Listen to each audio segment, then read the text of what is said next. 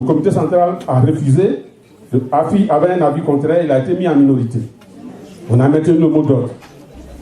Ensuite, en juin 2014, le 12 juin, jour du lancement de la Coupe du Monde, la Cour pénale internationale, en sa chambre préliminaire, confirme les charges contre le président Laurent Gbagbo. Vous vous souvenez tous très bien. À partir de ce moment-là, au niveau du FPI, nous nous disons, dès lors que le président Gbagbo va en procès, on n'a plus à marcher sur des œufs. Il faut résolument s'engager maintenant dans le combat pour sa libération et pour accompagner le procès, donner tous les éléments qu'il faut. Parce que jusque-là, on gardait un profil bas en espérant que les charges n'allaient pas être confirmées. Maintenant que c'est confirmé, il n'y a aucune raison de rester là. Et donc, le 28 juin 2014, comité central ordinaire, deuxième comité central de l'année, parce qu'on en a 4 dans l'année, un tous les 3 mois. Deuxième comité central ordinaire, le FPI, en son comité central, prend une décision, 2 décisions importantes.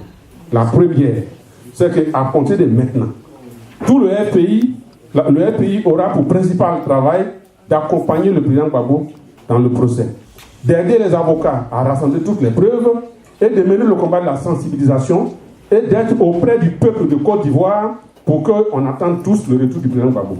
Première décision. Deuxième décision, tout à l'heure, l'honorable Yango Kakou en parlait, Ouattara venait de faire voter une loi à l'Assemblée pour une nouvelle commission électorale. Le Front populaire ivoirien, en ce comité central, décide que cette CEI, nous ne la reconnaissons pas et nous n'y enverrons aucun représentant. C'est clair? Le président Afi était d'un avis contraire. Il a été mis en minorité une deuxième fois. Et c'est parce qu'il a été mis en minorité à chaque fois, que ce soit au secrétariat exécutif, au secrétariat général ou au comité central, que après le 28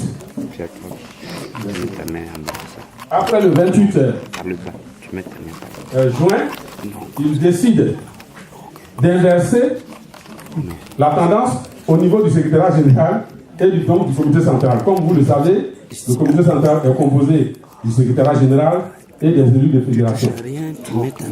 Et donc, pour avoir été mis en difficulté et en minorité 2 fois, il veut s'aménager une majorité mécanique et il fait rentrer le 4 juillet, assis seul dans sa maison, il fait un remaniement, il chasse 12 personnes du secrétariat général et il en fait rentrer 42.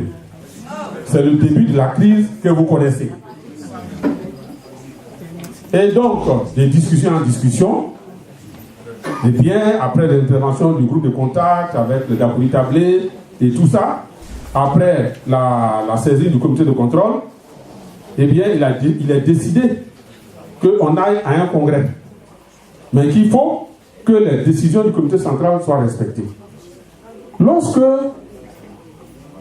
en août 2014, AFI refusait de retirer notre représentant de la CEI, le comité central réuni, un camarade a proposé une motion de suspension du camarade président, conformément à nos textes.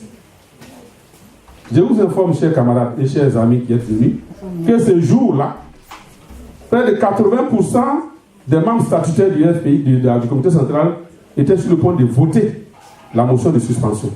Mais dans une atmosphère électrique. Et c'est le président Sangari qui s'est levé. Lorsque Afi a dit, bon, je demande votre indulgence, c'est lui encore, parce que quand il a dit indulgence, tout le monde dit, on ne fait rien avec indulgence, on va voter.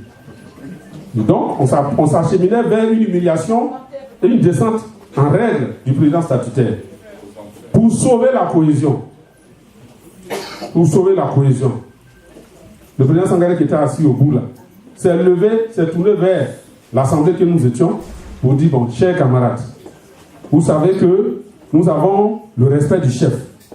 Nous avons la discipline du parti, certes, nous avons le respect de nos principes, mais lorsque un chef dit, je m'excuse, il faut que nous en tenions compte.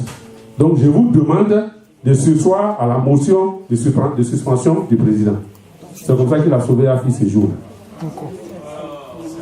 Mais pourquoi il l'a fait? Il l'a fait parce que l'atmosphère telle qu'elle était, on partait vers une implosion. Ou en tout cas, vers des difficultés. On était loin de nous imaginer, chers camarades et chers parents, qu'un membre du FPI allait faire ce qu'on n'a jamais fait depuis que le FPI est créé, à savoir prendre une affaire du parti pour aller la porter devant les tribunaux. Je parle sous le contrôle du président du président Kokora. Jamais, depuis que nous avons été créés, on est parti faire notre affaire dehors. On a toujours réglé nos problèmes en interne. On a un comité de contrôle qui dit que l'heure s'est levée. On a un comité de contrôle. Le comité de contrôle, c'est le Conseil constitutionnel interne. Il a à la fois Cour suprême, Conseil constitutionnel et tout. C'est lui. C'est vers lui on se tourne. Lorsque les actes posés par un organe sont estimés non conformes au texte. Et c'est lui qui tranche. C'est son travail. Et donc, le président Sangaré a dit, comme il a demandé votre indulgence, laissez tomber. Et puis on a laissé tomber. Et puis, à sa grande surprise, le comité central suivant, là où on devait maintenant décider définitivement de retirer Alain Dogou de la CEI, à la grande surprise du président Sangaré, a fait voter. Il a préparé la nuit des tableaux, urnes, bulletins de vote et tout, en septembre, et puis on vote. Bon, le FPI, c'est le FPI. Tu peux tenter de tricher une fois, mais tu ne peux pas tricher tout le temps. Le comité central est un organe dans lequel on connaît les membres statutaires. Et à chaque session, vous émargez. Depuis qu'eux, ils étaient en prison, nous, on a le comité central dehors, dans la direction intérimaire. Donc, on connaît quels sont les membres statutaires. Or, ce jour-là, il y avait des personnes qui ne sont pas membres statutaires, qui étaient venues pour voter. Et comme ça s'est passé, on a dit, on sort de la salle, on fait ça au dehors. Pour ceux qui connaissent le QG de campagne, donc c'est dehors là qu'on a dressé les pages qu'on a fait le comité central ce jour-là. Et ceux qui n'étaient pas membres du comité central, voyant que les choses allaient se faire au grand jour, et venir voter, comme là où je suis, et puis vous êtes autour, tu te lèves et puis tu viens voter devant tout le monde, alors que tu sais que tu n'es pas membre du comité central, on leur a dit, si tu sais que tu n'es pas membre du comité central, que tu es entré par erreur dans la salle, le mieux pour toi, c'est de partir avant qu'on ne vote.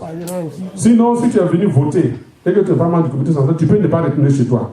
Bon, il y en a ceux qui étaient venus, les clandestins, ont compris le message, chacun a pris son sac à main et puis ils sont sortis. Et puis, on a voté, il a été battu. Et il a conclu ce jour-là. Par ce vote, le Front populaire ivoirien vient de décider qu'il retire son représentant de la CEI. On était samedi. Dès lundi, nous allons faire le courrier pour dire à la CEI que nous suspendons, enfin que nous retirons notre représentant. À partir de lundi, évidemment, rien n'a été fait jusqu'à aujourd'hui.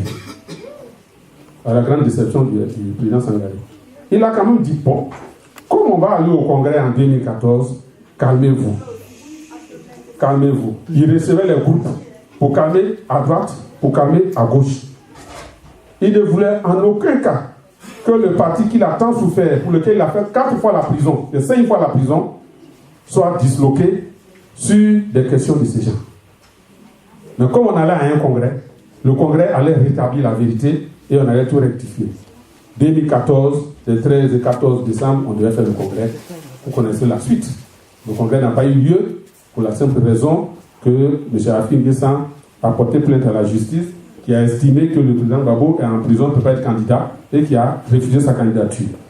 Et il a pris une autre décision de justice en référé, pour ceux qui sont des juristes, une décision en référé, pour suspendre, reporter sine die la tenue du congrès.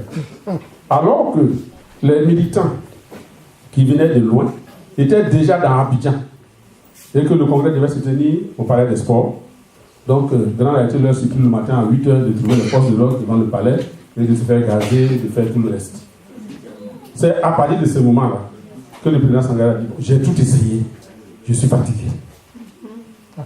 Or, pendant ce temps, lui-même, il était convoqué aux assises.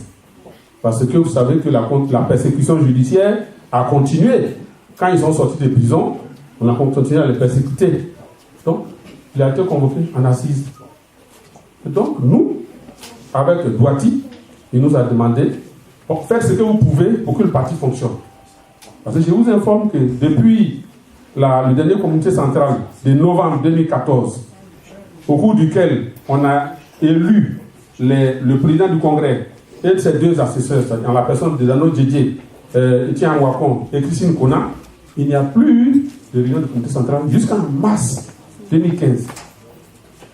Donc en mars 2015, le FPI ayant des ressorts et des ressources, conformément à nos textes, après en avoir informé le président Sangaré, qui était au palais de justice, nous avons tenu un comité central le 5 mars. Et c'est ce comité central qui a porté Sangaré à la tête comme président intérimaire. Pourtant, il venait d'être condamné à 20 ans de prison après la cour d'assises. On l'a informé, il dit j'assume, je serai président. Prison ou pas. Rien que pour maintenir l'instrument qu'il a créé avec son frère Laurent.